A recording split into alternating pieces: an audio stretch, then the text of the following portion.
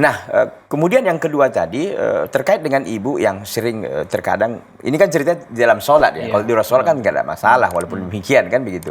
Nah, dalam sholat ada keraguan-keraguan, kayaknya ada yang keluar, ada yang apa. Iya. Kata Nabi SAW, kalau perasaan yang seperti itu hanya dua Pak ditunggu. Ada bau atau ada suara. Selama tidak ada bau dan tidak ada suara, ya pertahankan, perangi itu gitu.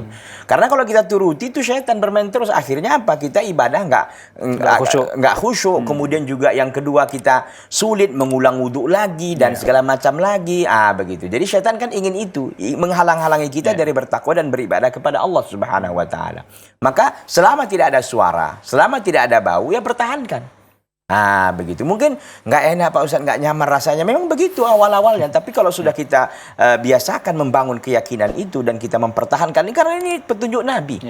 Nabi SAW mendapatkan wahyu dari Allah. Allah sudah tahu bahwa memang ini akan terjadi begitu. Karena syaitan tidak akan pernah berhenti dari menggoda manusia-manusia yang taat kepada Allah Subhanahu wa taala. Wallahu taala. Baik, jazakumullahu khairan. Mudah-mudahan difahami Pak Budi yang ada di Magelang.